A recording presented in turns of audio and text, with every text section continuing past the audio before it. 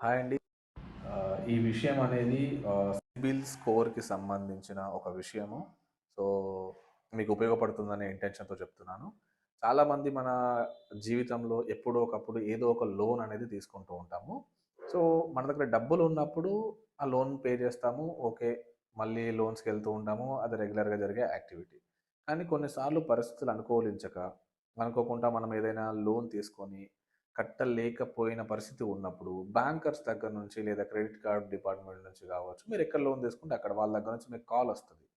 వచ్చి వాళ్ళు ఏం చెప్తారు అని అంటే కనుక, చాలా మల్టిపుల్ కాల్స్ చేసిన తర్వాత ఫైనల్గా వాళ్ళు ఏం చెప్తారు అంటే, సార్ మీరు ఒక 50,000 కట్టాల్సిన దగ్గర సో 20,000 30,000 కట్టేసేయండి అని చెప్తారు. సెటిల్మెంట్ చేసుకోమని చెప్తారు. సో ఇలా సెటిల్మెంట్ చేసుకోమన్నప్పుడు ఏంటి అని అంటే కనుక, చాలా మంది ఏమనుకుంటుంటారు, సో ఈ విషయం మీకు తెలిసిన వాళ్ళైతే కనుక ఇగ్నోర్ చేయండి, తెలియని వాళ్ళ గురించి చెప్తున్నాను. సెటిల్మెంట్ అని అంటే అర్థం ఏంటనంటే, మీరు అక్కడ పూర్తి స్థాయిలో అమౌంట్ కట్టట్లేదు, ఎంతో కొంత బ్యాలెన్స్ పెడుతున్నారు కాబట్టి.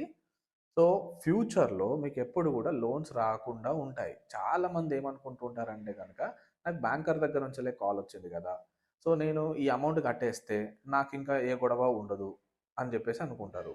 మీకు కాల్స్ రూపంలో వాళ్ళు హరాస్ చెయ్యరు. కానీ మీకు మళ్ళీ ఫర్దర్‌గా ఫ్యూచర్‌లో ఈ సెటిల్మెంట్ అనేది అక్కడే కనబడుతది. ఎందుకనంటే, నేను మీ దగ్గర 50,000 అప్పు తీసుకొని 30,000 కట్టేసి 20,000 వదిలేసాననుకోండి, మీ సొంత డబ్బది. మీ సొంత డబ్బు కాబట్టి లెట్స్ సే ఎవరికి మీరు సమాధానం చెప్పాల్సిన అవసరం లేదు. నాకు పలానా వ్యక్తి నష్టం చేసిండని అనుకుంటారు. కానీ బ్యాంకులు అలా గాదు గదా! సో వాళ్ళేంటనంటే గనక డెబిట్, క్రెడిట్ 2 ట్రాన్సాక్షన్స్ చూడాలి గాబట్టి, ఒక వ్యక్తి దగ్గర నుంచెల్లి 50,000 రావాల్సొచ్చినప్పుడు, 30,000 వచ్చినప్పుడు రూ. 20,000 ఎవరి అకౌంట్‌లో రాస్తారు? సో ఇప్పుడు కొంతమంది ఒక బ్యాచ్ వస్తది. వాళ్ళేమంటారు అనంటే గనక, పలానా వ్యక్తి ఇన్ని వేల కోట్లు మోసం చేశాడు, అన్ని వేల కోట్లు మోసం చేశాడు. నేను ఆ టాపిక్ గురించి మాట్లాడడానికి రాలేదు. మీకెవరైనా ఇలా సెటిల్మెంట్ అని చెప్పేసి కాల్ చేసినప్పుడు ఈ విషయాన్ని మీరు దృష్టిలో పెట్టుకోండి.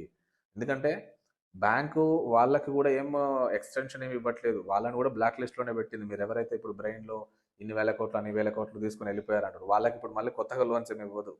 వాళ్ళని కూడా బ్లాక్ లిస్ట్‌లోనే పెట్టింది. కానీ దీని గురించి కాకుండా లెట్స్ సే సెటిల్మెంట్ అనేది ఏదైతే ఉందో అది ఎప్పటికైనా మీకు ఇబ్బందే. కుదిరితే దాన్ని పూర్తి స్థాయిలో పేమెంట్ చేసుకునే ప్రయత్నం అనేది చేయండి తప్ప సెటిల్మెంట్‌కి వెళ్ళకండి.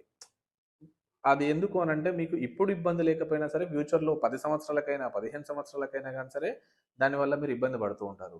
సో, కాబట్టి ఇలాంటి మరిన్ని ఫైనాన్షియల్ ప్రాక్టికల్‌గా మీరు ఫేస్ చేసే ప్రాబ్లమ్స్ గురించి నేను మాట్లాడడానికి ప్రయత్నం చేస్తూ ఉంటాను.